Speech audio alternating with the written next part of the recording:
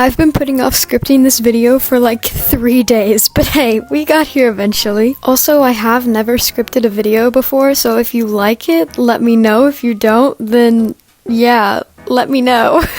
Here we go. Over the past few weeks, I've been getting some comments asking how I get my sketchbooks to be so chunky and full looking. Although I have made ways to fill your sketchbook videos in the past, they weren't really geared towards making your sketchbook as thick as possible, and more just things to draw when you can't think of any. So today, I'll be talking about how I currently make my sketchbooks so chunky and packed with art. In the past 4 months, I've filled 2 very thick sketchbooks, and during them, my channel has grown more than ever. So most people are wanting to know about the specific way of sketchbooking, but I would like to preface that there is no right or wrong way of filling out a sketchbook. Your sketchbook is unique to you, and that's awesome. There's also no right or wrong way of creating art for that matter. This is just how I do it. So here are 3 tips to help you get that packed sketchbook. Tip number 1. Stop caring. I feel like a lot of people think that their sketchbook is like their baby angel and there has to be a complete illustration on every page. And while this tip might sound contradictory to a quote-unquote good sketchbook, if you really want to have that creative freedom, then you need to let go of the fear that your sketchbook has to look a certain way. Your sketchbook isn't perfect, and it's not meant to be either. It's a place for doodles and planning. And I know you've probably heard that somewhere before and been like, well, how do I even do that? So one thing that helps my creativity flow more is just drawing the first thing that comes to mind and starting there. If you don't like what you drew, then cover it up.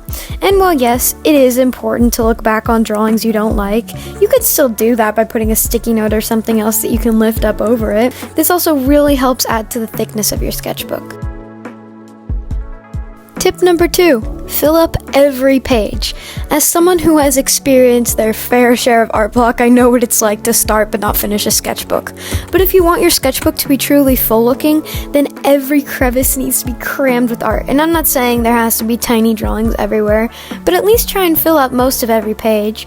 It'll look nice and it makes your sketchbook seem more complete. Do you have an empty corner? Doodle some eyes. Is the background of a page feeling blank? Fill it with color and stickers. There will always be ways to fill up those little empty spots, so don't skip over or give up on them. However, coming back and finishing a page later is something I do all the time. So don't worry if you come back to a page a few days later, a week later, a month, or a year later. Your creative process is unique to you, and that's awesome. And if you need more things just to draw in your sketchbook, then my old videos can help you with that. But my next tip is perfect for people who want that thick and chunky sketchbook. Tip number 3, stick things in. While filling every page to its maximum capacity is great for making your sketchbooks filled up on the inside, if you truly want a sketchbook with volume, then you need to stick things in. And that might seem a little open-ended, so I've come up with a list of things that I often put in my sketchbooks. You could put in wrappers from candy, chips, snacks, etc. Make sure they don't have food remaining in them or you'll get bugs in your sketchbook and that would be disgusting. You could stick in drawings from outside your sketchbook. Something that I like to do a lot is draw on paper outside my sketchbook and stick it in.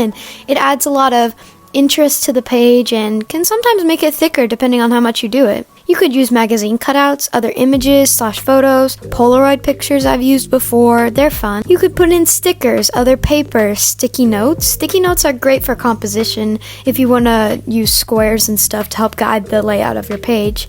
You could use paper towels and napkins. They can actually be really fun to paint on and offer a nice change of texture in your sketchbook. You could use pop tabs, glitter. Make sure when you use glitter to use glue or Mod Podge to seal it down, otherwise your sketchbook will turn into a sparkly mess. You could stick in old palettes. You could do sewing and embroidery. You could stick in pins, paint samples, old drawings from previous sketchbooks. It's these things that will really add to your sketchbook and make it truly chunky. Another thing you can add is interactive elements. I really like for there to be something to do on every page in my sketchbook. And while that's a personal preference, it can add to the chunkiness of your sketchbook, and I really like to do it. If you're stuck, then on my Pinterest account, I have a few tutorials, and I'm not sure how good they are, but they could help you come up with some ideas for things to fill your sketchbook with. If I can come up with any other ideas or things to stick in your sketchbook that I didn't already mention, I'll go ahead and put those up on screen now.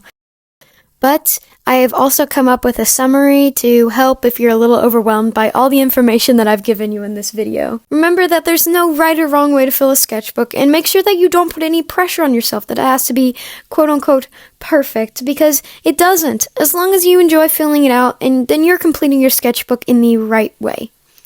So here's a quick little overview of what I went over in this video. Always make sure that you're having fun filling this out, and don't put any sort of pressure on your art or your creative process. Filling up a sketchbook is unique to you, and take as much time as you need. You don't have to have a chunky sketchbook. This is just a suggestion.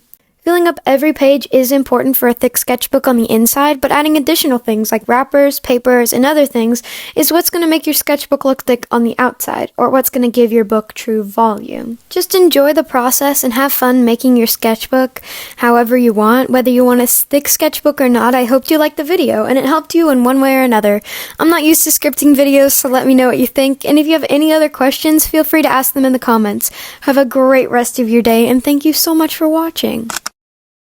And one more thing before you click off of the video, I would like to do an evil art style challenge, so comment some things that you think describe my art style. If you need more examples, then you can go to my Pinterest account like I mentioned earlier. It's just doodle days, the same as my YouTube, or just watch some of my past sketchbook tours. But I think it would be a lot of fun, so comment some things that you think are my art style traits so I can draw without them. Anyways, thank you for watching. Bye!